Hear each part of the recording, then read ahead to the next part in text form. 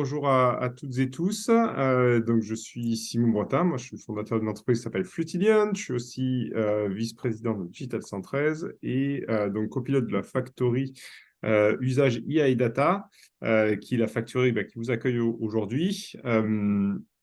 Alors, pour celles et ceux qui ne connaîtraient pas Digital 113, juste un petit mot quand même. On est le cluster des entreprises du numérique. Donc, on regroupe l'ensemble des acteurs qui peuvent aider des entreprises plus traditionnelles à faire avancer sur leur transformation digitale. Et donc, on a un certain nombre d'actions, notamment ces factories, dont l'objectif, en tout cas dans celle qui nous occupe aujourd'hui, c'est de sensibiliser, d'informer, de montrer ce qu'on peut faire avec de la donnée, avec de l'IA, parce que c'est deux thématiques finalement sur lesquelles je n'ai nul doute que vous en entendez parler tous les jours, voire plusieurs fois par jour, et pour autant, il y a souvent beaucoup de mythes, beaucoup de craintes, beaucoup aussi de choses qu'on croit savoir et puis qu'on ne sait pas forcément. Et donc, l'enjeu de cette factory, c'est d'essayer de traiter ces sujets-là, sous forme beaucoup de retours d'expérience, mais également de sujets un peu plus techniques ou de sujets vraiment de vulgarisation. Donc aujourd'hui, on sera plutôt sur un format de retour d'expérience, justement pour montrer concrètement un projet d'IA dans le monde de la logistique, à quoi ça ressemble, qu'est-ce que ça fait, quelles sont les choses qu'on fait vraiment, quelles sont les choses qu'on ne peut pas faire et quels sont les enseignements d'un projet de ce type-là. Ces ateliers, on les fait à peu près tous les 2 mois, un peu plus souvent par période, un peu moins souvent par d'autres, et ça fait à peu près 5 ans, 6 ans qu'on fait ça. On fait ça en général le mardi et le jeudi entre midi et deux. Et évidemment, je ne fais pas ça tout seul. Donc, il y a Gaël qui est là autour de la table. Il y a également Magali, Marie, Jean-Louis et Antoine qui m'aident là-dedans. Et il y a évidemment des pairs maintenant de Digital 113, donc Mathilde en l'occurrence, Angélique que certains connaissent peut-être également, qui permettent de mettre tout ça en musique et de faire en sorte que nous, on puisse se concentrer en tant que copilote finalement, se concentrer sur le contenu, sur le fait de trouver des bons intervenants, éventuellement leur répondre aux questions quand ils ont besoin d'un peu de coaching. Et derrière, on a toute l'infrastructure qui suit pour vous proposer des contenus comme celui qu'on va proposer aujourd'hui. Voilà en quelques mots. Merci. Gaël, je ne sais pas si tu veux rajouter quelque chose sur la présentation générale de la Factory. C'était parfait, Simon. Mais du coup, on est une factory très ouverte au partage de connaissances avec les différentes filières. Donc, du coup, c'est intéressant de croiser besoins métiers et sujets data IA. Et c'est un peu notre préoccupation. C'est se concentrer plus sur les enjeux métiers que sur la technique. Exactement. Tu as tout à fait raison. Et du coup, pour vous donner un peu de visibilité sur ce qu'on fera l'an prochain, puisque ça va être la dernière Factory de cette année, on va essayer sur le premier semestre de s'orienter plutôt sur ces sujets autour de la responsabilité, éco-responsabilité, numérique responsable, éthique, qui est un sujet extrêmement important dans le monde de l'IA. Et sur le deuxième semestre, on essaiera plutôt de se positionner sur les sujets de la culture data, comment ça se passe dans l'entreprise, comment on accompagne ces projets-là, quelles sont les difficultés qu'on rencontre. Voilà, on est encore en train de définir plus précisément les sujets, mais on a voulu avoir 2 semestres qui avancent sur ces deux jambes-là. Comme on est un peu passionné par le sujet avec mes chers copilotes, on a souvent d'autres idées qui nous passent par la tête et puis on va s'adapter en fonction d'une actualité particulière ou de rencontres qu'on a pu faire. Et de la même manière, et comme l'a dit Gaël, si vous avez, vous, des idées de sujets, de techno, de projets que vous voulez montrer, dont vous voulez parler ou sur lesquels vous aimeriez en savoir plus, voilà, n'hésitez pas à nous le faire savoir. Soit vous nous pinguez directement sur LinkedIn, par mail si vous avez le mail ou quoi, ou sinon sur le mail que j'ai mis en copie en bas de slide.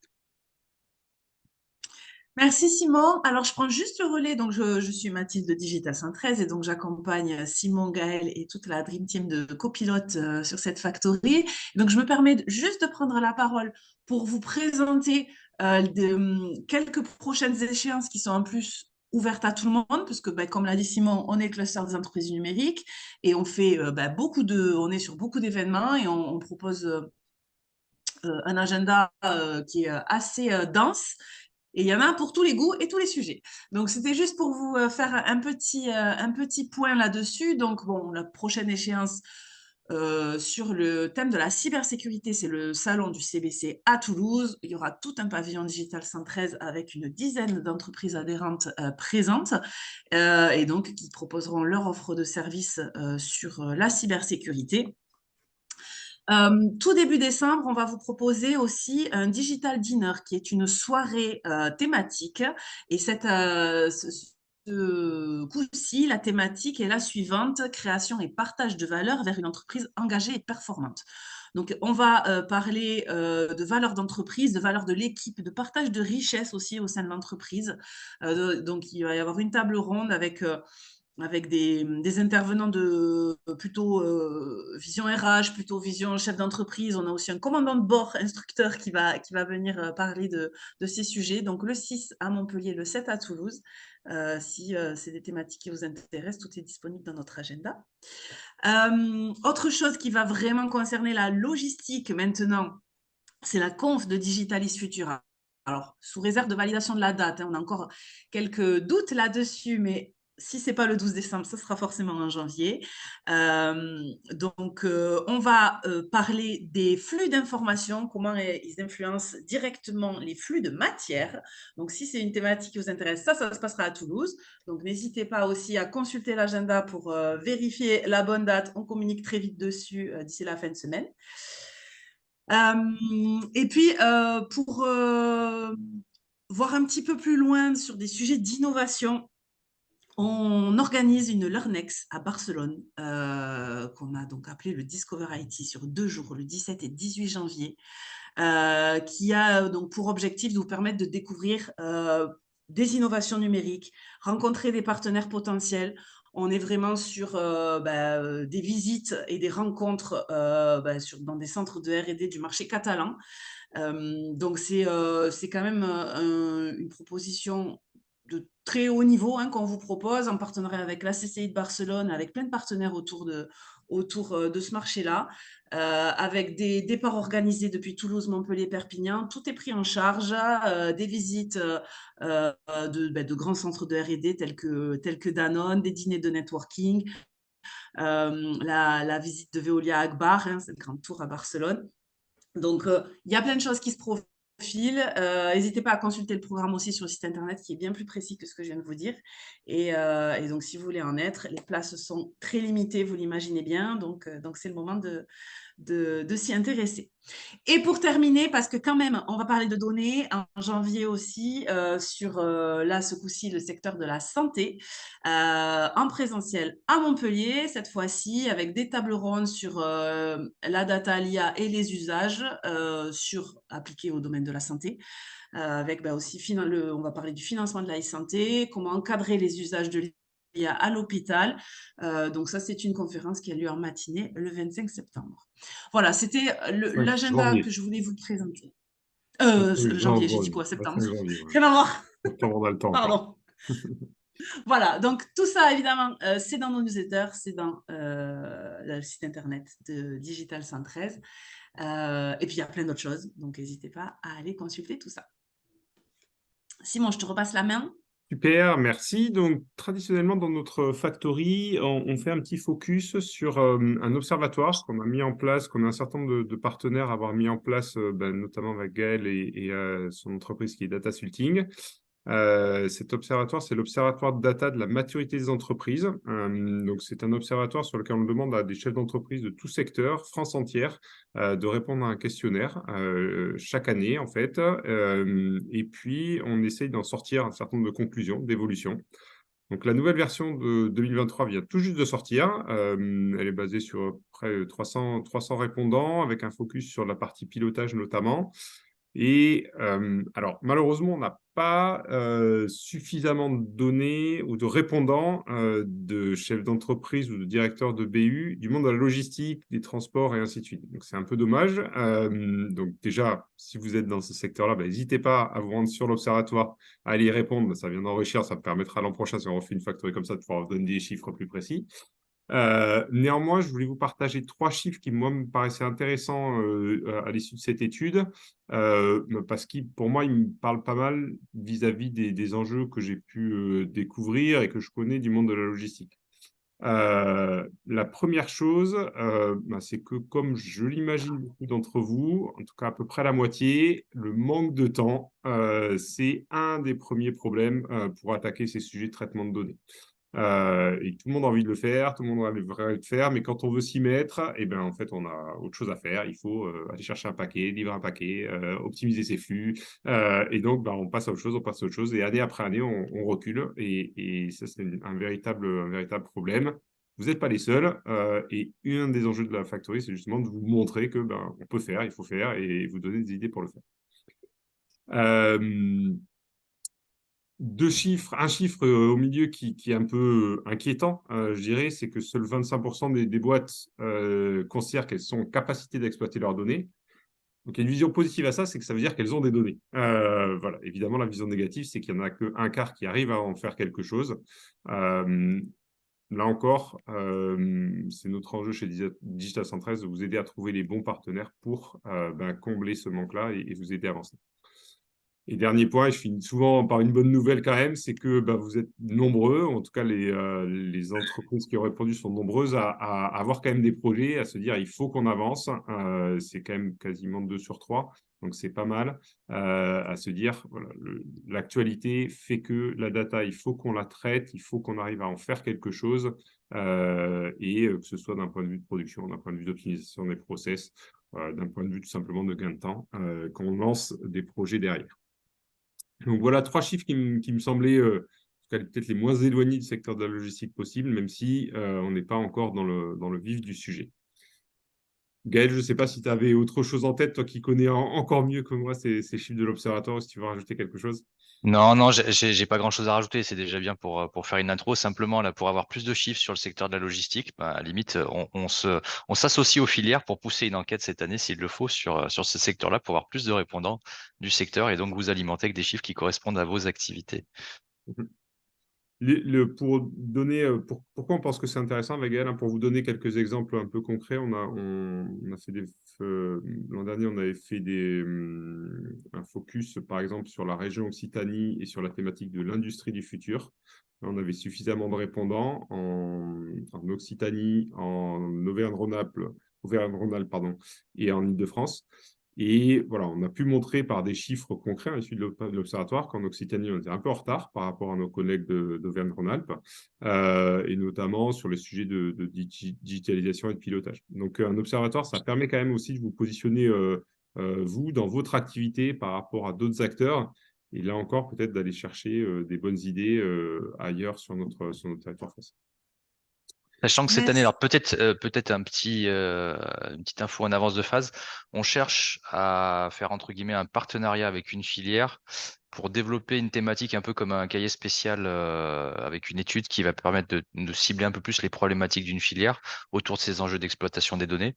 Donc pour l'instant, on n'a pas encore figé quel secteur d'activité allait être mis en avant en 2024.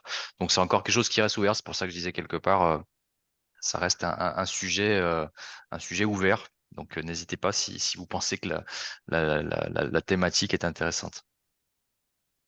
Super. Du coup, on relaisse la main peut-être à Angélique, puisque cette factory se tient dans le cadre du parcours Digitalis Futur. Angélique, peut-être quelques mots sur le parcours, du coup, tu es Oui, là. alors très très très rapidement du coup parce que je vais laisser la place quand même aux intervenants. Vous êtes là pour ça. Cet événement aujourd'hui, ce webinaire de la Factory d'usage Data IA s'inscrit dans le cadre du programme Digitalis Future, qui est un programme de Digital 113 dédié à la transformation numérique des filières, où pendant 4 mois, et bien du coup, on travaille main dans la main avec une filière d'activité métier. Donc en ce moment, de septembre jusqu'à décembre, c'est la filière logistique et supply chain avec nos partenaires comme Tenlog, le Club Logistique Sud-Ouest, avec aussi Adoc et Toulouse Métropole, ainsi que 2 de nos adhérents Synox et Val Software qui contribuent au comité de pilotage de ce programme dédié à la transformation numérique. Voilà, et on fait des événements comme ça en collaboration croisée avec la factory, notamment usage data et IA. Et c'est pour ça qu'aujourd'hui, cette factory est ouverte à tous et tout le monde peut y participer. Sinon, ce sont évidemment des événements qui sont réservés à nos adhérents. Donc voilà un petit peu d'ouverture sur tout ça. Pas plus. Après, vous avez toutes les informations sur aussi la plateforme dédiée de Digitalis Future et vous pourrez retrouver aussi tous les précédents formats qui ont été produits et le replay aussi d'aujourd'hui que vous retrouverez sur la plateforme de Digitalis Future. Voilà pour moi. J'essaie d'être très concise pour laisser toute la place aux Merci interventions. beaucoup, Angélique. Et puis, du coup, on va pouvoir plonger dans le vif du sujet aujourd'hui. Donc, on a un super retour d'expérience qui va nous être présenté par Maxime, notamment. Et donc, Maxime, je crois que c'est toi qui attaque. Et donc, je te laisse la parole. Allez, et ben, donc, du coup, bonjour, Maxime Vicard. Je vais co-présenter avec Olivier, du coup, de Fintech.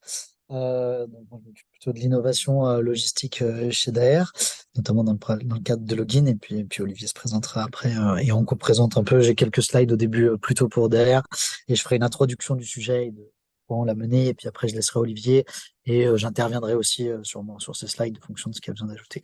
Je veux bien qu'on passe tout de suite au slide d'après. Du coup, d'ailleurs, en quelques mots, c'était plus pour vous dire que nous, on est innovant côté d'air, mais on est plutôt des consommateurs de l'innovation, on la fabrique pas. Donc, on va s'appuyer, hein, on est une start-up depuis 1863. Donc, du coup, voilà, on n'est plus trop avec 12 000 personnes. Donc, on est quand même une boîte qui innove, hein, évidemment, mais qui s'appuie sur des gens qui innovent plutôt que forcément créer l'innovation par nous-mêmes. Donc, on a 4 métiers, l'avion, l'industrie, le service industriel et la logistique. Donc, c'est un peu pour la logistique qu'on parle aujourd'hui.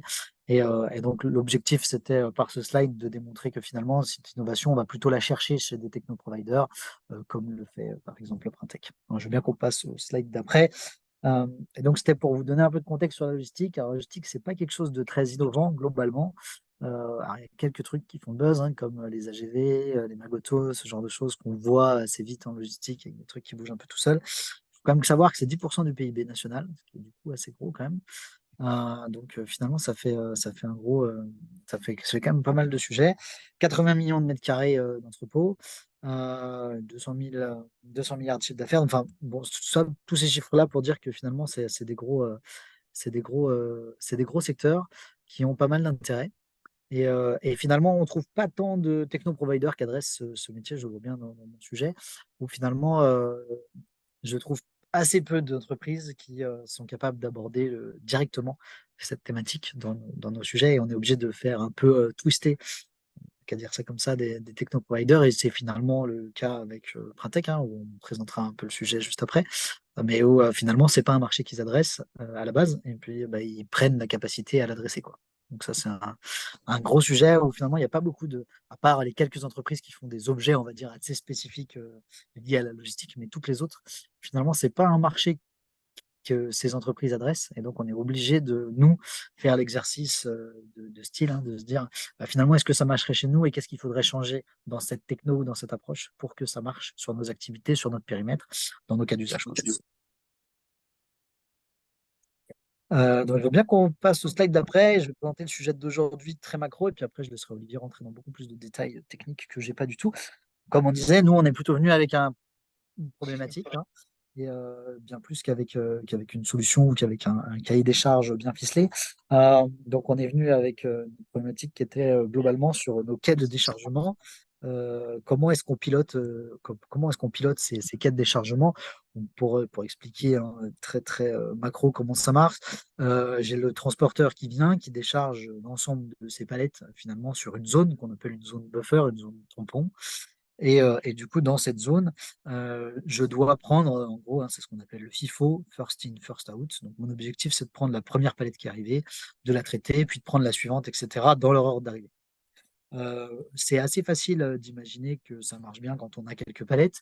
Dès qu'on a plusieurs transporteurs et plusieurs camions qui sont venus à différents horaires, tout de suite, dans la zone, ça devient un peu compliqué. On est assez vite sur une zone de 100 mètres carrés qui peut être complètement pleine.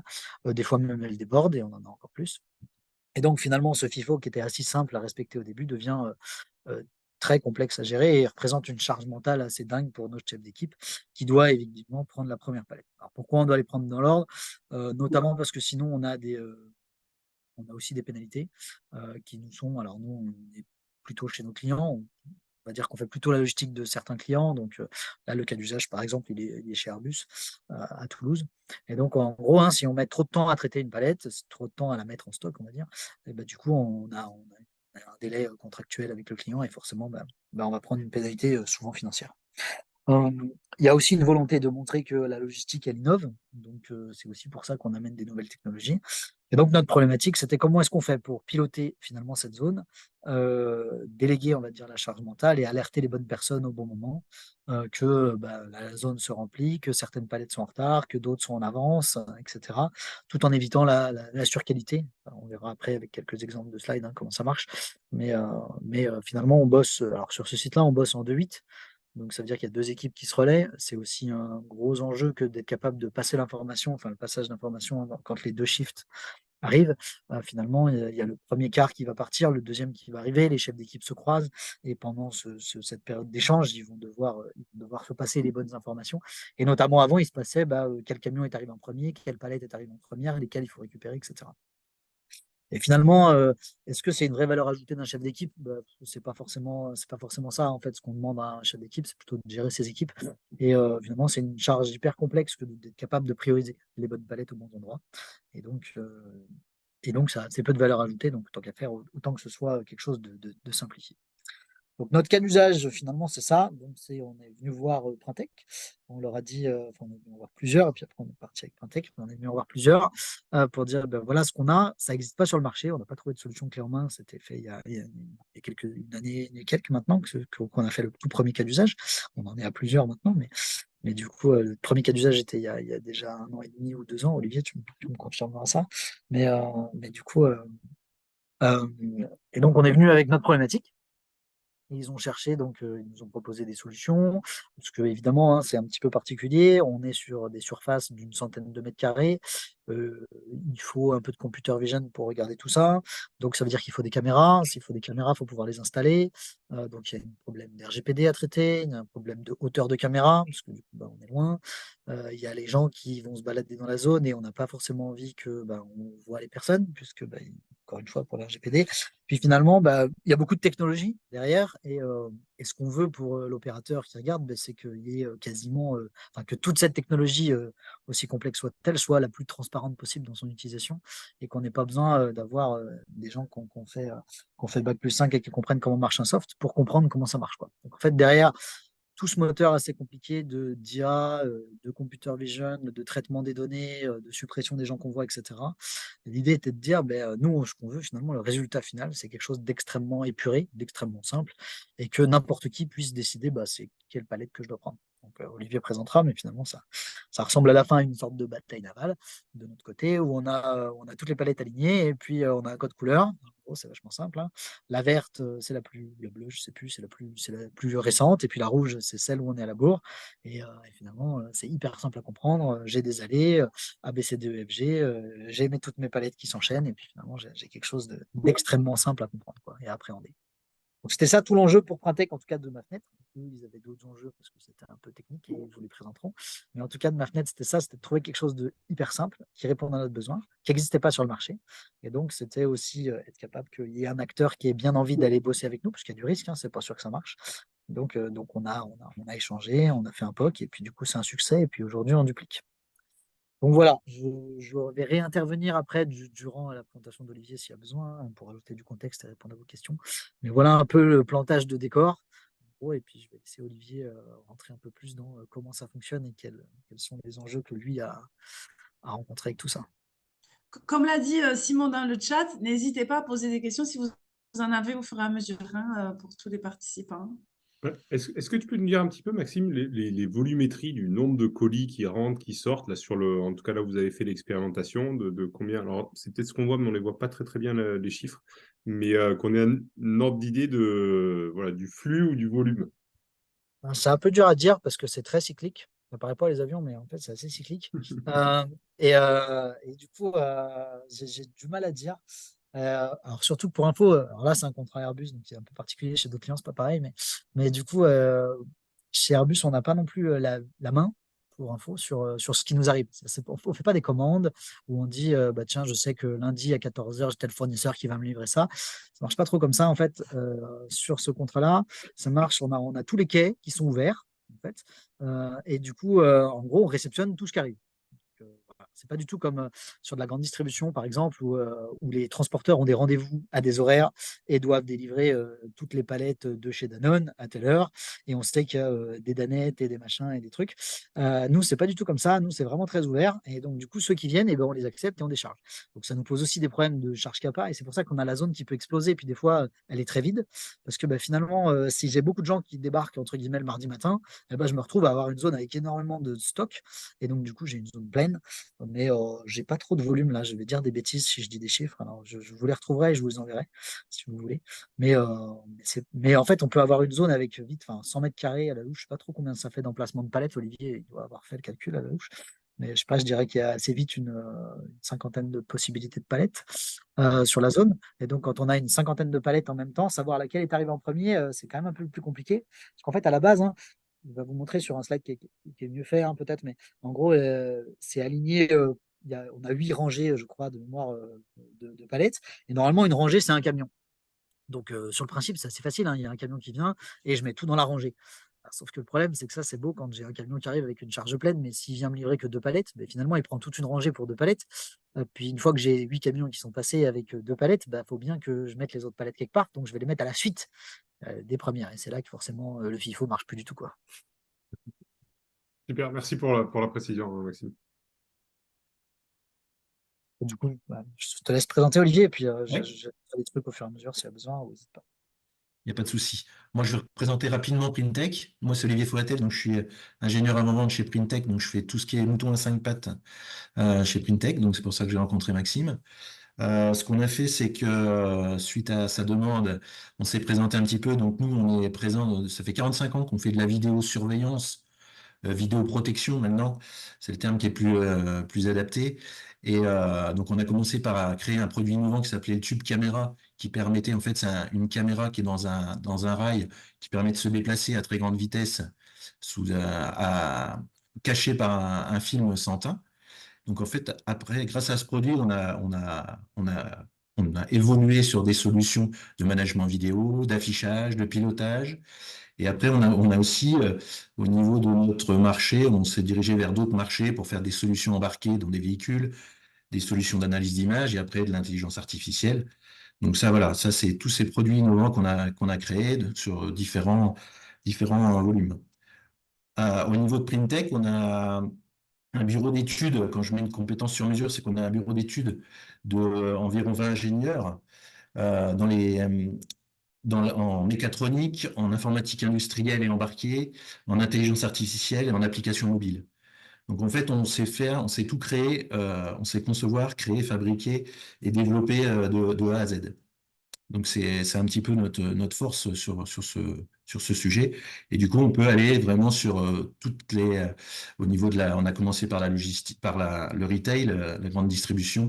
On a fait de la logistique, on s'est développé au secteur bancaire. Et après, sur tout ce qui est transport, logistique, les administrations, ainsi de suite, sur de l'IA, par exemple, sur l'administration, sur l'administration pénitentiaire, on a fait de la détection d'envoi d'objets par-dessus dans les prisons, par exemple. Des choses comme ça. Mais pour les transports, on fait des capteurs intelligents de covoiturage, de détection d'occupants dans les véhicules. On en a mis quelques-uns récemment, une dizaine, ainsi de suite.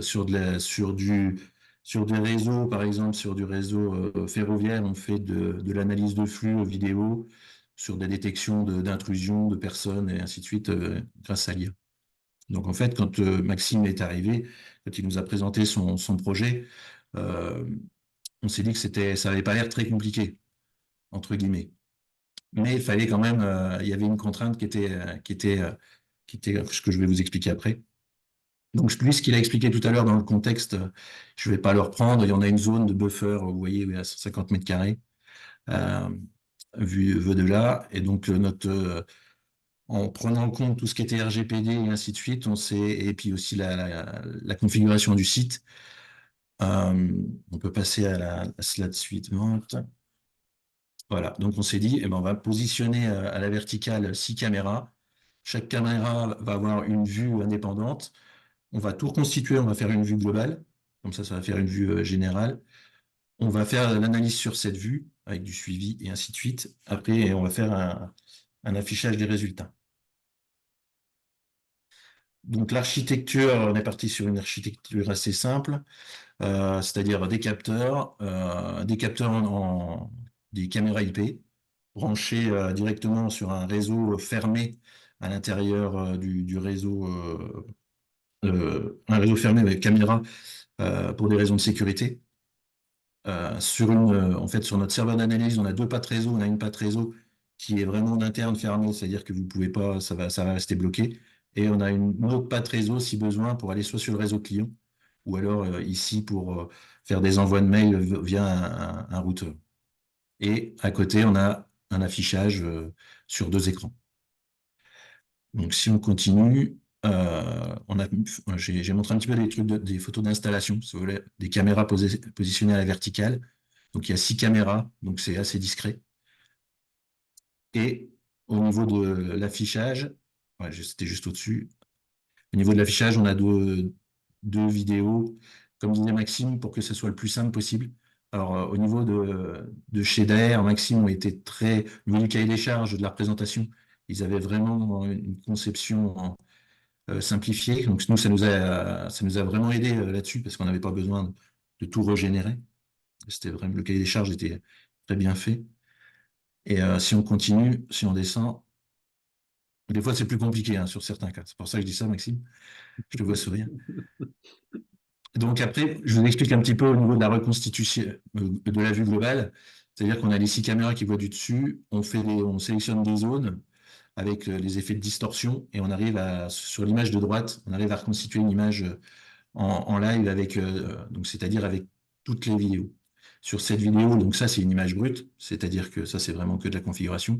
Et après l'image reconstituée, ça sera une image qui va être où on va enlever tout ce qui est déplacement de personnes, tout ce qui est d'engins, ainsi de suite. On va garder vraiment que la détection de la palette. Donc on peut prendre celle d'après. Après au niveau de l'analyse, donc au niveau de l'analyse et de la configuration, c'est par calendrier et jours fériés. Comme disait Maxime, ça ne marche pas toute la journée, ni 7 jours sur 7. Donc en fait, on peut cadrer quand on peut avoir les seuils d'alerte pour éviter forcément de compter et de voir les déplacements des palettes en dehors des zones d'activité. Ouais. Je précise là-dessus, en fait, notre contrainte, hein, c'est qu'on a un délai contractuel client de 8 heures, en gros, pour faire pas mal d'étapes. Et du coup, on a dit, OK, mais sur la phase réception, on va mettre un tempo de 4 heures. Et au-delà de ces 4 heures, il faut que ça vraiment, c'est qu'on ne va pas respecter les 8 heures d'après, quoi. Si on prend du retard sur cette étape-là, on n'arrivera plus à faire les étapes d'après. Donc en fait, tout l'enjeu, c'était de dire, bah, Printec, OK, on veut bien que vous regardiez les palettes, ça nous intéresse, de nous dire depuis combien de temps elle est, c'est chouette. Mais par contre, il y a des heures où ça ne nous intéresse pas. Donc, par exemple, si la palette, elle arrive à 21h50 le soir et qu'on bosse que jusqu'à 22, bah, finalement, il faut compter que 10 minutes, entre guillemets, de temps d'efficacité. Et le lendemain, à 5 heures, il faut redémarrer le temps à partir de là. Il ne faut pas quand on arrive le matin, tout soit rouge, quoi. Donc, il y avait aussi cette notion de plage horaire à afficher. Qui était importante, parce que sinon ça n'a aucun sens pour nous, quoi. Et pour en revenir sur le réseau tout à l'heure, parce que j'ai pas eu le temps mon micro était coupé, mais du coup, pour en revenir sur le réseau, c'était assez important de ne pas être sur réseau client, et alors c'est pas forcément du réseau d'ailleurs sur ce site-là, mais du coup, de ne pas être sur réseau client, parce que ça pose plein de problèmes d'intégration quand on va demander au client de se brancher dessus.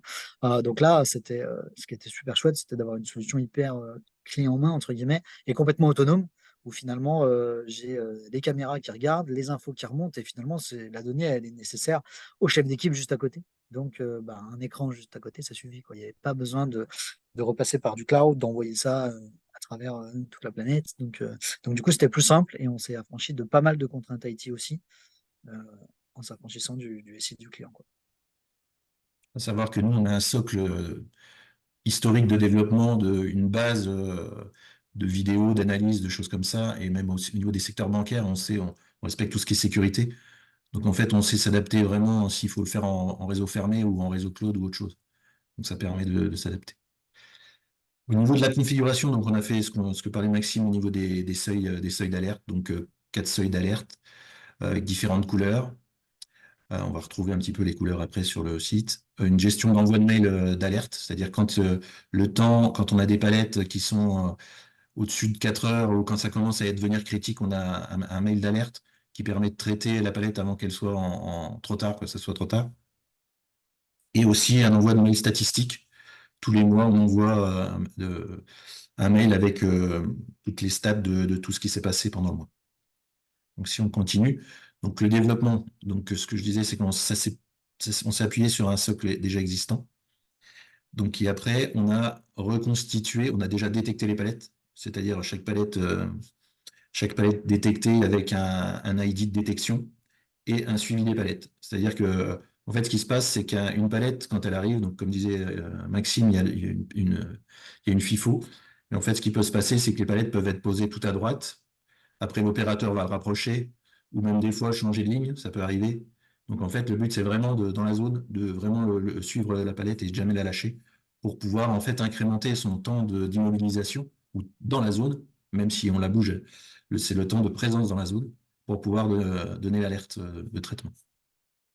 Et ce qui a été fait aussi, c'est l'anonymisation de la zone, c'est-à-dire, c'est ce que je l'expliquais tout à l'heure, quand il y a une personne qui reste ou qui se déplace, on ne la voit pas apparaître. Donc ça, l'écran qu'on voit, c'est vraiment l'écran que l'opérateur voit.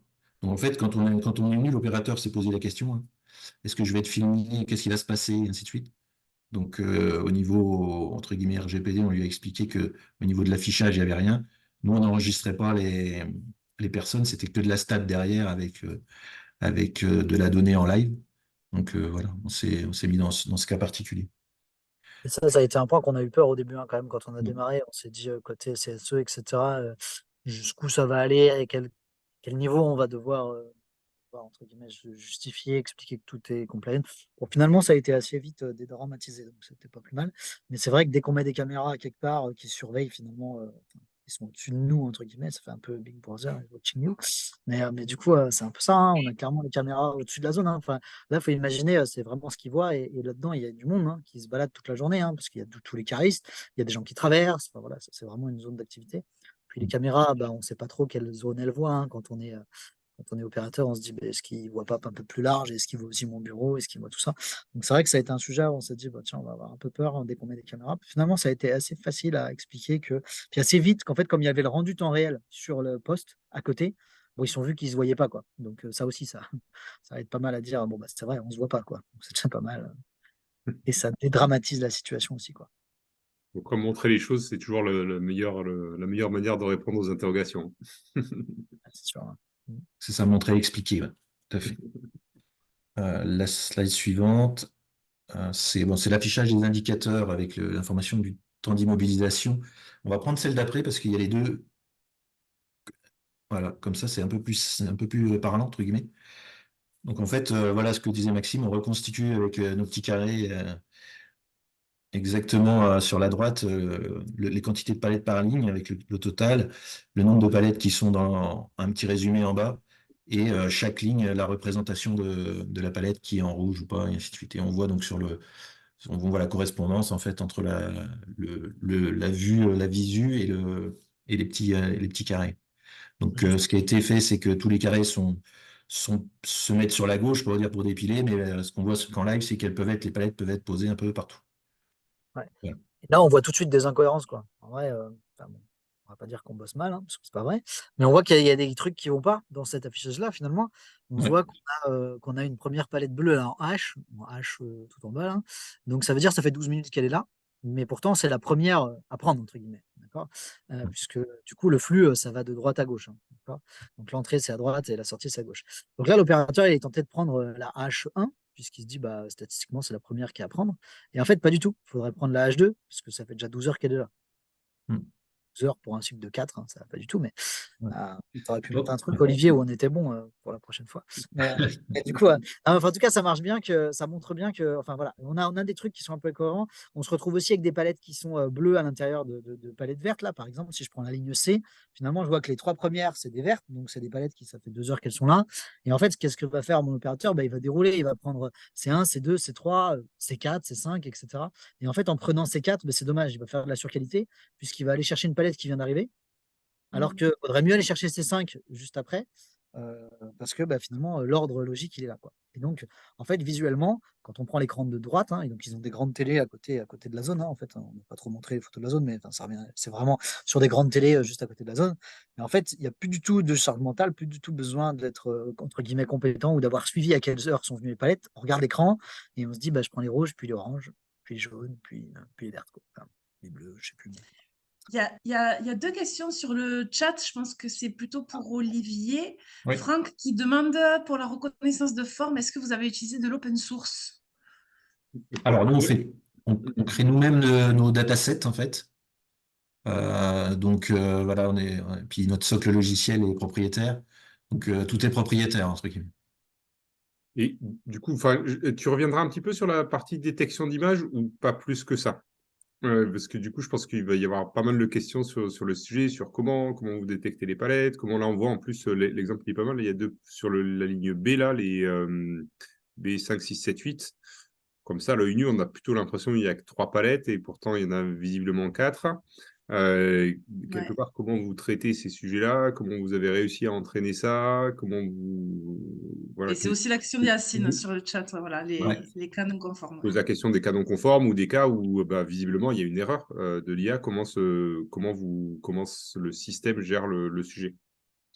Là, par exemple, sur le B5, B6, B7, B8, on voit qu'en fait, il y en a 4, mais il y en a une qui est plus petite que l'autre. Elles sont encadrées. Ça dépend de la taille de la palette. Donc, c'est pour ça qu'il y a un petit encadrement autour de la zone. Je ne sais pas si vous voyez, il y a 2 étiquettes l'une sur l'autre, un petit peu décalées au centre, sur B6 et B7. Voilà, donc en fait, c'est ça. Des fois, on a des tailles de palettes qui sont un peu différentes. Donc, notre algorithme reconstitue, elles sont collées, il les reconstitue, il les met à côté. Et au niveau de la visualisation, en fait, on a l'impression que voilà, qu'elles sont scindées finalement, qu'elles sont recollées les deux. Et en fait, ce qui se passe, c'est que dans la zone, sur ces canaux conformes, euh, ce qui se passe, c'est que nous, ce qu'on veut, c'est que cette zone-là, elle soit dépalettisée en temps et en heure. Donc, même s'il y en a 2 ou 3, et si elles sont collées l'une à l'autre, de toute façon, elles doivent partir en même temps. S'il n'y a aucun bout d'une palette qui n'est pas parti, elle va être retaguée avec l'ID qui était à côté. Donc, au pire, les deux partiront ensemble, mais ça Ouais. sera dans le délai. Donc, au lieu d'avoir traité 2 palettes, vous en aurez traité qu'une, mais finalement, le job aura été fait, quoi. Tout à fait. Ouais. Ouais. C'est pour ça que dans ce cas-là, ça colle. Ouais. Aujourd'hui, tu vois, on fait pas de KPI. C'était pas très intéressant pour nous, par exemple, de mesurer le nombre de palettes qu'on traitait à la minute, à l'heure, au jour. Enfin, tu vois, c'était pas forcément des trucs qui nous intéressaient. Donc finalement, être capable de détecter un peu trop de palettes, bon, ok, ça pourrit sûrement un peu le set de data derrière si on souhaite l'exploiter. Mais finalement, c'est pas très grave parce que si je détecte 2 palettes au lieu d'une, c'est pas un cas qui est dramatique, puisqu'au moment où je vais la prendre, les 2 vont disparaître. Et donc finalement, j'ai le même temps. Par contre, le cas qui est embêtant, c'est si j'oublie de détecter une palette. Là, pour le coup, c'est un peu embêtant parce que pour le coup, j'ai pas de traçabilité, quoi. Donc c'est plutôt ce cas qui nous intéresse que l'autre, à savoir si je détecte un peu trop de palettes, finalement, elles vont partir les deux en même temps. Si B6 et B7, c'est une seule palette, parce qu'on a le cas aussi où, en fait, si tu veux, nos palettes, des fois aussi, on les reconstitue. C'est-à-dire qu'on va avoir, par exemple, un grand colis qui arrive quelque part et finalement, il est juste très long. Il fait peut-être 2 palettes, mais il est très léger. Et du coup, tu vas avoir quelqu'un qui va le poser sur les palettes déjà existantes, hein. Et donc, du coup, c'est un cas que c'est pas très grave parce que c'est à la marge. Et puis, ça nous aurait coûté trop cher d'aller à la détection du colis. Puis, ça n'a pas trop d'intérêt non plus. Donc, si tu veux, il y a un moment, il fallait qu'on dimensionne un peu le sujet et qu'on s'arrête. Et donc, un choix qui a été fait, c'est de dire, bon, en vrai, s'il y a un peu trop de palettes détectées, c'est pas dramatique, quoi. D'accord. Excellent.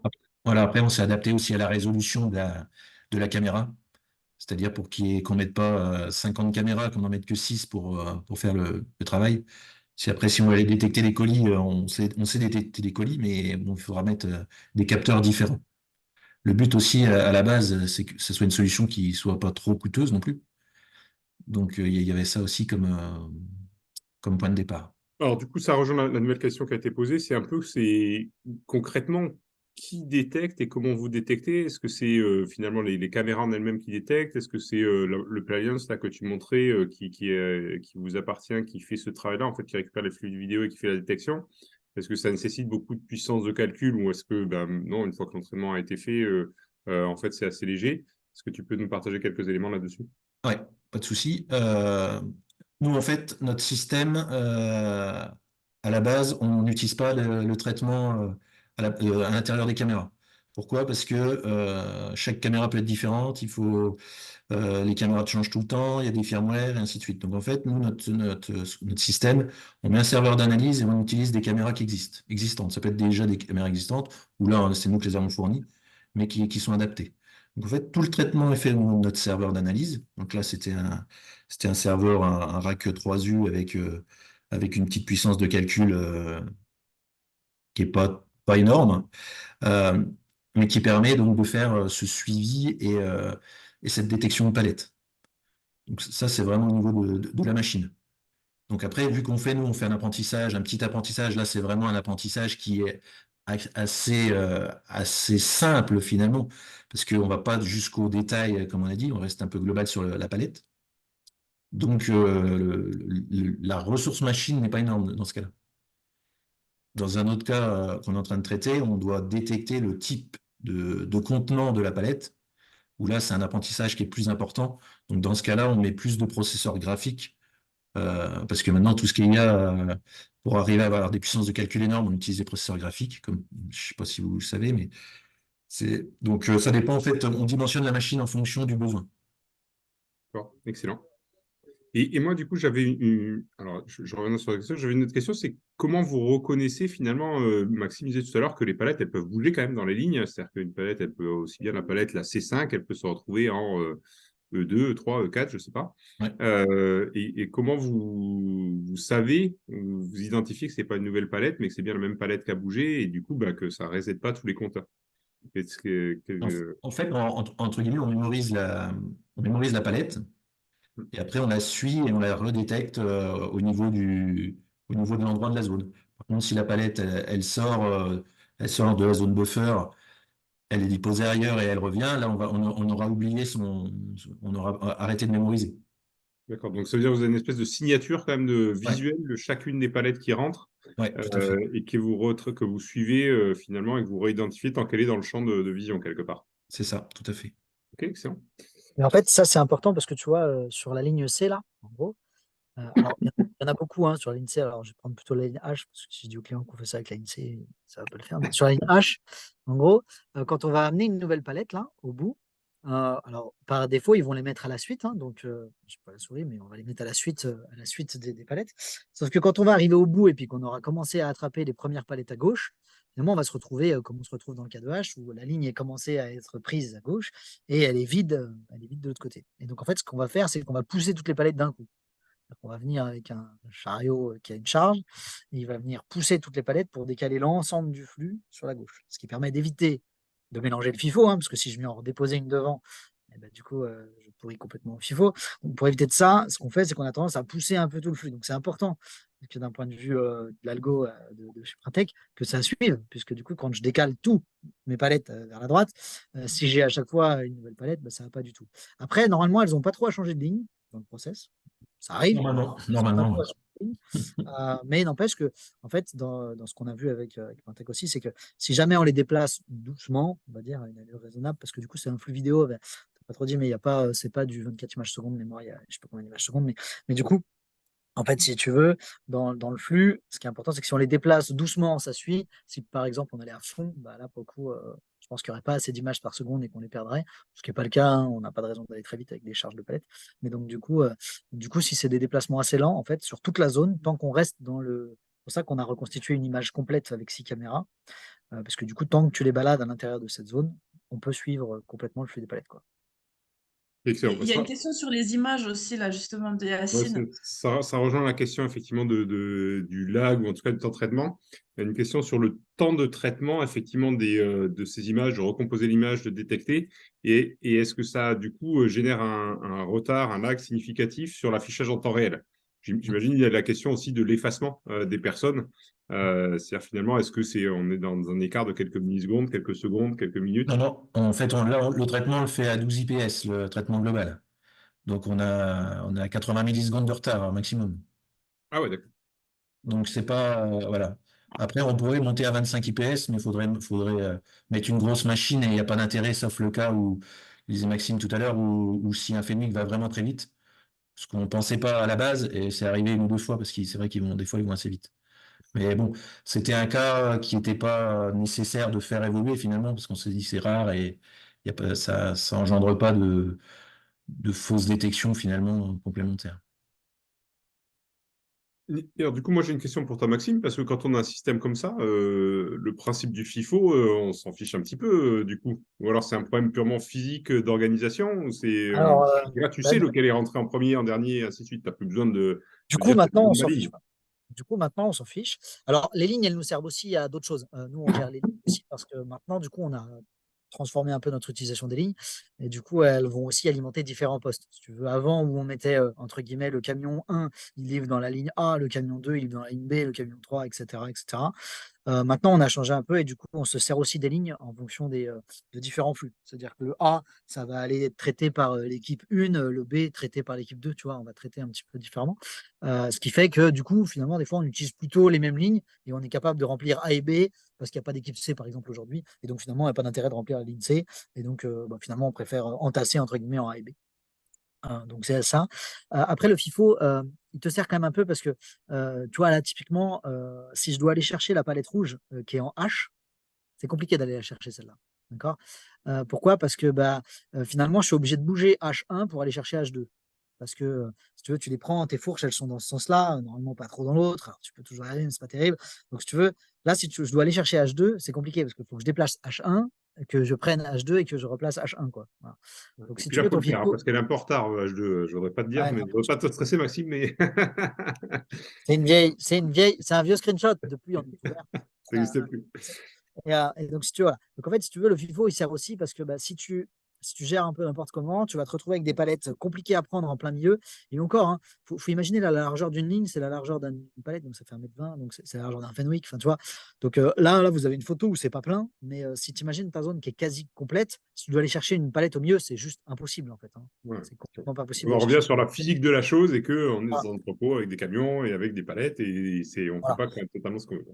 Donc, si tu veux, l'objectif, c'est on règle toujours le FIFO et on demande aux opérateurs d'aller pousser les palettes les plus importantes sur la gauche, etc., pour que ce soit plus simple à prendre et qu'on n'ait pas à se poser de questions. Néanmoins, il y a d'outils de contrôle à côté qui te permet justement de regarder et de te dire, bon, attends, là, je vais prendre notre palette parce que c'est celle-là qu'il faut prendre en premier, quoi. Voilà.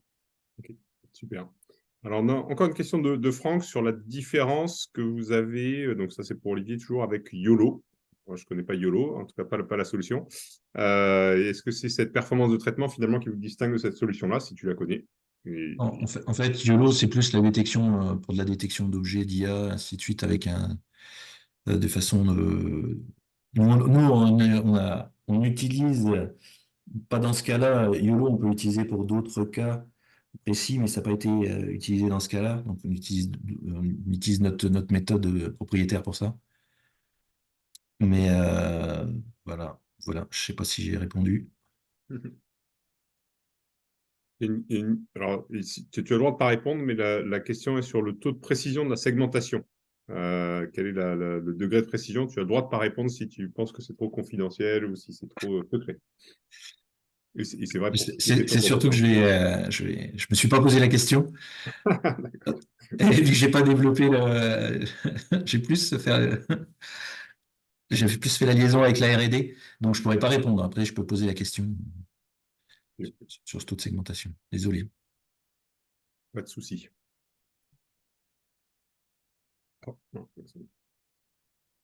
Oui, après, il y avait deux autres slides, mais ça, c'est de l'exploitation de data.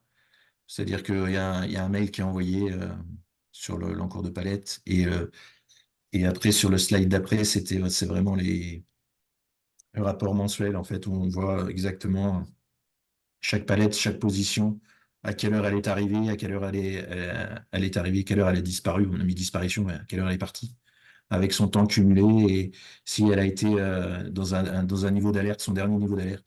Ça veut dire quand est-ce qu'elle est partie. Si elle est partie, voilà. Et, Donc en ça, c'est fait, vraiment pour du traitement a posteriori, pour des stats et autres. aujourd'hui, on n'exploite pas beaucoup ces KPI, pour être franc, parce qu'on n'en a pas trop besoin. Donc, c'est pour ça qu'on n'a pas demandé, tu vois, à aller plus loin sur la partie data, sur la partie. En gros, on sait qu'il y a tout. Et finalement, ça nous a servi il n'y a pas si longtemps que ça, puisqu'on a dû faire une étude pour savoir si on devait mettre un magasin, enfin, si on devait automatiser ou pas un peu plus la zone. Et on s'est dit, bon, bah, en gros, pour automatiser, il faudrait savoir combien il y a de palettes qui passent pour savoir si c'est rentable ou pas d'aller proposer ça aux clients. Et puis, ce qui est compliqué pour votre info, hein, c'est que dans une palette, j'ai évidemment pas mal de colis. Et moi, ce que j'ai quand la palette arrive, ben, j'ai pas l'info dans SAP. D'accord? Puisque du coup, sur une palette, enfin, quand je vais dépiler mon truc, je vais pouvoir dire aujourd'hui, j'ai réceptionné 317 lignes. Ça, je sais le dire. Puisque dans SAP, je sais dire exactement ce que j'ai réceptionné. Ce que je sais pas dire, c'est si est-ce que la première ligne, c'était peut-être une seule palette ou est-ce que c'était 10 palettes. En fait, je sais pas le dire ça. Et je l'ai pas, cette info-là, dans SAP. Donc, en fait, c'était intéressant de pouvoir avoir les infos de Printec qui disent, bah, il y a eu tant de palettes enfin, qui ont été vues aujourd'hui. Elles sont restées tant de temps. Et donc, du coup, ça nous a permis de poser des calculs pour pouvoir se poser la question si ou pas c'était intéressant d'aller automatiser plus la zone en fonction du flux des palettes, quoi. C'est pour ça que je te dis que je sais pas trop le nombre de palettes qui passent par jour. Parce que c'est un truc qu'on savait pas dire non plus, tu vois. Puis, je sais qu'il y a des équipes qui se sont servies des datas pour justement aller se dire, bah, tiens, maintenant que je sais combien il y a de palettes qui passent, et bah, du coup, je sais si ce type de solution, il y a un ROI ou pas, quoi. Donc, ça veut dire qu'en fait, tu ne sais pas vraiment dire, que vous l'avez fait en étude a posteriori, enfin, si vous avez diminué votre nombre d'incidents, ou ce genre de choses, tu sais Si ça, c'est le mesurer. tu sais le mesurer. En fait, si tu veux, ce qu'on sait mesurer, c'est que en fait, ton retard par rapport à ton client, c'est par rapport à ton produit. C'est-à-dire que en fait, tu vas recevoir aujourd'hui, tu reçois une palette avec plein de quincailleries, par exemple. Là. Dedans, j'ai des vis. Et en fait, le client, il te dit, bon, bah, moi, en tout cas, je sais que ça a touché. C'est arrivé chez toi, en gros, c'est la signature qui a été faite à 8 heures ce matin. Tu as 8 heures pour le mettre en stock. Donc, en gros, mes vis, à 16 heures, elles doivent être en stock. D'accord. Donc ça, tu le connais, c'est contractuel, etc. Puis après, bah, évidemment, tous les mois, c'est challengé sur il y a tant de retard, il y a tant de machin, voilà, qu'est-ce qu'on fait. Et, et donc, en fait, si tu veux, ce taux de retard, je le connais, et puis je suis toujours capable de le mesurer. Ça ne change pas. Ce que j'étais pas capable de savoir, c'est finalement, ces vis, est-ce qu'elles me sont livrées dans un carton ou dans 5 cartons? Ça, c'est une info que j'ai pas dans SAP. C'est une info que le client me fournit pas non plus, si tu veux. Donc, en fait, que ce soit une palette, 2 palettes, 3 palettes ou 12 palettes de vis, en vrai, si tu veux, si c'est la même référence, j'en ai reçu une fois 100 000. Bon, bah, si c'est sur 10 palettes, c'est sur 10 palettes, quoi. Donc, du coup, si tu veux, tu mesures pas ton retard à la palette, mais à la référence, si tu veux. Ok. Donc, je le connais. Après, si tu veux, le problème, c'est qu'aussi contractuellement, le KPI de 8 heures, il n'est pas sur juste la zone buffer, il est sur un peu plus que ça. Il est sur un peu plus grand du flux parce qu'il y a la mise en stock, il y a tout ça. Donc, il y a quelques étapes d'après. Donc, c'est pour ça qu'on a challengé les 8 heures, entre guillemets, qu'à partir de ces 4 heures ici. Parce qu'on s'est dit que si on était bon dans ces 4 heures, entre guillemets, ça veut dire que ça nous permet de passer la suite normalement, sereinement, quoi. Alors que si tu arrives à 6 heures sur cette zone, ça laisse plus que 2 heures à tous les autres d'après et ça risque d'être un peu juste, quoi. C'est pour ça qu'on challenge le côté 4 heures, mais il n'est pas contractuel ce KPI, si tu veux, c'est plutôt de l'interne au groupe pour se dire que si on respecte ce truc-là, alors on doit être bon pour la suite, quoi. Excellent. Excellent, excellent. Est-ce que du coup, bon ben voilà, est-ce qu'il y a il y a des questions complémentaires par rapport, n'hésitez pas à prendre le micro, hein, par rapport à tout ce qu'on a déjà dit, ou des précisions à apporter, hein, que ce soit Maxime ou Olivier. Bonjour, alors moi j'ai juste une petite question. Moi, je suis Yacine, je travaille à Strasbourg pour Reboot Conseil. Alors moi, j'ai juste une petite question. Quels sont les développements que vous envisagez suite à cette solution? Est-ce que vous envisagez de nouvelles fonctionnalités? Comment vous allez développer ce que vous avez déjà fait?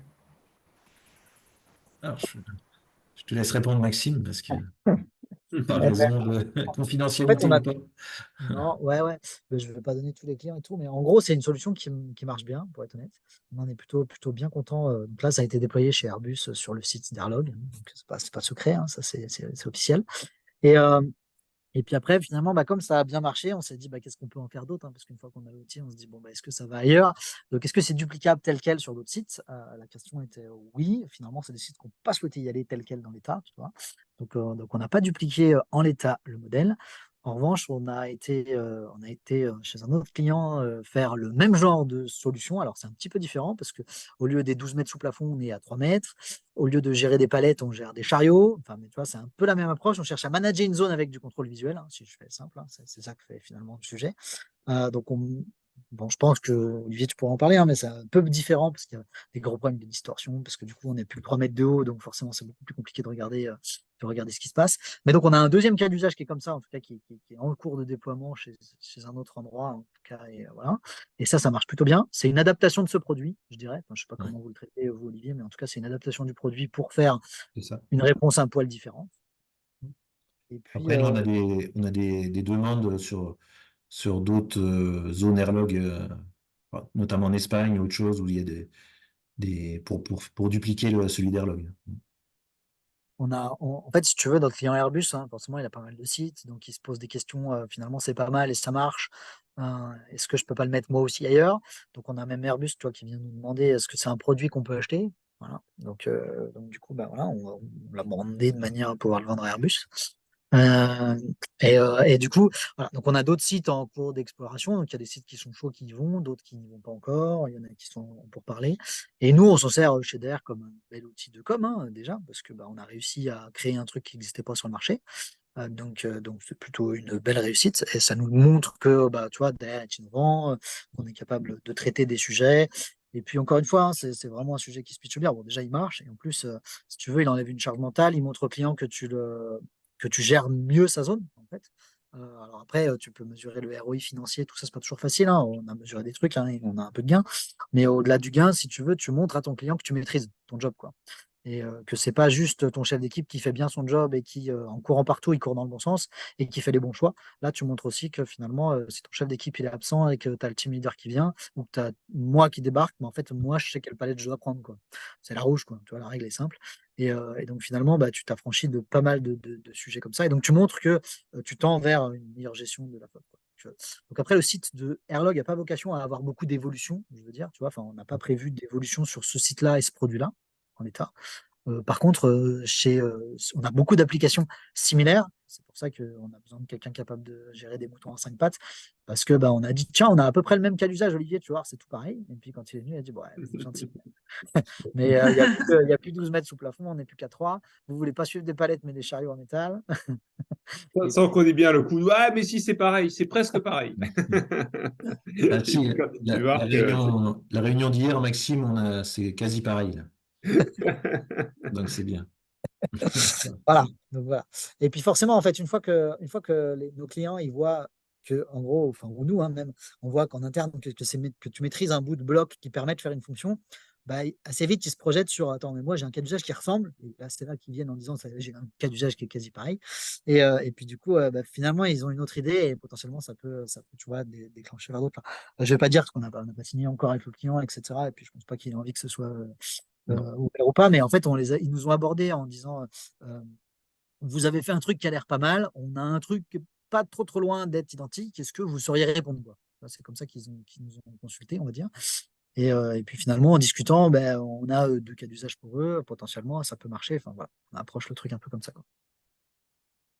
Ouais. Côté d'air, en tout cas. Et il y a une question, si toutefois ce n'est pas confidentiel, une question de Franck sur la fourchette de budget pour un projet de ce type. Pas assez. Tu l'avais payé, Olivier, ou comment tu veux le vendre? Ah bah tu peux le dire, il n'y a pas de souci. Donc, nous, ça nous a coûté, côté d'air, pour faire cadrer, créer et tout ça, on a payé à peu près 50 000 €, je crois. Installation comprise, enfin tout clé en main, quoi. Je veux dire, on n'a pas remis un peu pour, je sais pas quoi, voilà. 50 000 € pour le faire à peu près sur le site d'Airlog, dans les conditions que vous avez vues, donc une zone d'à peu près 100 mètres carrés, 6 caméras, les 2 télés, le serveur. On a tout acheté, quoi. Je veux dire, c'est vraiment du clé en main. Merci. Super, merci pour la transparence à tous les deux, du coup. Du coup, moi, j'ai une question, justement. On se rend compte beaucoup dans ces projets data IA qu'il y a une vraie vertu à montrer des choses très similaires pour les faire accepter ou les vendre, entre guillemets, à d'autres acteurs. Tu l'as d'ailleurs très bien dit, Maxime. Olivier, du coup, de ton côté, si j'ai bien compris, ce type de projet, c'était quand même un projet un peu nouveau pour vous. C'était un peu en bordure de votre corps de compétences. Est-ce que tu partages cette vision que, effectivement, à partir du moment où tu as un cas d'usage comme ça un peu verticalisé, ben, vous arrivez à le reproduire plus ou moins derrière, ça facilite la vente? Est-ce que tu peux nous partager quelques éléments là-dessus? Après, nous, c'est pas trop la technique qui était nouvelle pour nous, c'est plus le secteur logistique. D'accord. C'est plus l'environnement. Parce qu'autrement, au niveau on va dire, de tout ce qui est capteur et ainsi de suite, on fait dans d'autres endroits, ou même de l'IA. Donc c'était vraiment le domaine qui était vraiment nouveau au niveau de cette intelligence, on va dire. Nous, en logistique, ce qu'on faisait, c'était que de la surveillance classique vidéo avec des alertes classiques. Donc, il y avait pas toute cette intelligence derrière. Ok. En fait, c'est ce qui nous a aussi rassuré, Simon, quand on a choisi Printex, c'est qu'en gros, la vidéo, il maîtrisait, quoi. Tu vois, on n'est Mhm. pas allé avec un acteur qui avait jamais fait de cas d'usage. Alors, similaire, il y avait personne, donc de toute façon, faut bien que tu prennes un risque, hein. C'est pour ça que chez nous, ça tombe de l'innovation. Mais, globalement, si tu veux, ce qui nous a rassuré, c'est que tu sentais qu'il y avait de la maîtrise de, OK, ben, je vais savoir gérer tes caméras parce qu'en fait, c'est pas très compliqué. Suivre des objets, je sais le faire. Alors, d'habitude, je suis des bagnoles ou je suis des piétons ou je suis quelque chose, mais tu vois. Finalement, une palette, bah, c'est un truc qui bouge moins vite. En plus, c'est pour ça qu'Olivier disait, enfin, ça paraissait pas si compliqué que ça. Parce que bah, c'est vrai qu'elles bougent pas très vite, nos palettes, hein. Elles ont tendance à Bah, c'est rester au ça. même endroit pendant plusieurs heures. Mais du coup, tu vois, ce qui nous a rassuré, c'est le côté, finalement, j'ai quelqu'un qui maîtrise la vidéo, qui maîtrise la détection d'image, qui sait récupérer le point d'intérêt. On a été aussi rassuré, tu vois, sur le côté RGPD, etc. Enfin, tu vois, il y avait pas mal de points qui faisaient que c'est aussi ça qui a fait que ça a marché, quoi. Alors, justement, est-ce que vous pouvez nous partager un peu quelques bugs ou quelques difficultés que vous avez rencontrées, voilà, des cas un peu concrets, un peu iconiques. Moi, j'ai entendu parler d'histoire de peinture du sol, donc Ouais, c'est voilà. ça. Ils voulaient pas de rose, ça nous aurait arrangé, mais ils étaient prêts, donc c'était bon. Non, c'est quand c'était vraiment trop gris sur le fond, si on n'arrivait pas à discerner, et puis quand il y avait plusieurs vraiment, quand tout était collé, par exemple, si quelqu'un arrivait avec 4 palettes tout collées avec des cartons, les mêmes cartons partout, pour dissocier la séparation entre 2 palettes, les cas les plus compliqués, ouais, tout à Et fait. comment vous les avez résolus, du coup? Plus grand entraînement, changement un peu de techno d'approche? Quels ont été Non, les rapports? on a combiné, avec l'apprentissage, on a combiné aussi une taille de palette. C'est-à-dire qu'une palette peut pas faire 4 mètres par 4. Donc, on a fait des restrictions comme ça. C'est plus de l'algorithmie D'accord. que de l'IA. Donc, en fait, c'est la combinaison des deux qui fait qu'on enlève des cas particuliers. Tu vois, il y a plusieurs cas, hein, notamment, vous avez vu, hein, le sol il est gris, on ne reçoit pas que des palettes, hein. On a dit bon, de palettes, etc. Mais on n'a pas que des palettes avec des cartons dessus. Des fois, on a des trucs un peu en plastique ou des trucs qui sont bâchés, enfin, et du coup qui vont être un peu plus gris, donc qui sont plus compliqués à designer. Et c'est vrai qu'à un moment, on s'est posé la question, est-ce qu'on ne doit pas mettre un coup de peinture par terre pour augmenter finalement cette résolution et passer sur un fond vert, entre guillemets, hein. Et, on n'a pas de palette rose. Donc, typiquement, c'était une idée de se dire pourquoi est-ce qu'on ne peindrait pas? Parce qu'en fait, il faut se poser la question combien ça coûte d'aller traiter les cas particuliers par un algorithme. Est-ce que c'est pas vachement compliqué? Alors que finalement, un gros coup de peinture au sol, c'est pas si compliqué que ça, quoi, hein. Donc, euh, donc ça pourrait être une approche. Alors, peut-être pas le rose, moi je trouve ça marrant, mais ça pourrait être une autre couleur, quoi, en tout cas. Mais ce que je veux dire, c'est qu'on aurait pu choisir une autre couleur et se dire bah, finalement, ça fait gros contraste. Et est-ce que c'est pas s'acheter beaucoup de tranquillité et réduire le prix? Parce que finalement, s'il faut 6 mois pour faire l'apprentissage et que ça coûte un paquet d'heures d'ingénierie, bah, un coup de peinture, c'est plus simple, quoi. Donc, c'était une approche qui a été envisagée de se dire ça, quoi. Justement, question sur le délai global de mise en œuvre avec la période d'apprentissage. Ouais, on a mis à peu près 3 mois pour mettre en place le système, avec l'installation et la mise en place. Après, il y a des petits réglages ou des petites choses, mais globalement, hein, c'était à peu près ça. Ouais. Ça a été étonnamment vite parce que nous, si tu veux, au départ, ce qu'ils avaient dit chez Printex, c'était que on n'allume pas les télés tout de suite parce que c'est notre phase d'apprentissage. Bon. Donc, du coup, les télés étaient éteintes, il y avait tout qui marchait, on suivait les palettes, mais personne ne voyait rien, quoi. Bon, chef d'équipe, il a rapidement trouvé le bouton de la télé et il a dit, bon, même si c'est une phase d'apprentissage, je m'en fous, ça doit à peu près marcher. Et donc, en fait, dès la première semaine, ils ont dit, bah, c'est parti, roule, faut que ça marche, quoi. Voilà. Donc, ils ont fait de l'apprentissage un peu en live. Ils ont dit, ah, tiens, c'est marrant, il y a quelques palettes qui apparaissent pas, mais finalement, on en a déjà pas mal. Donc, bah, voilà, du coup, ça va répondre à ta question, à Florent, de l'acceptation des salariés sur site. Finalement, ils se sont hyper vite appropriés le sujet parce qu'ils se sont dit, bah, tiens, finalement, ça m'aide, je me pose pas de questions, ça marche. L'inquiétude, c'était est-ce que on va me voir physiquement? Et donc rapidement, comme ils avaient la télé sous les yeux en continu, bah, ils ont vu qu'ils ne se voyaient pas. Et donc ça a complètement lâché le truc.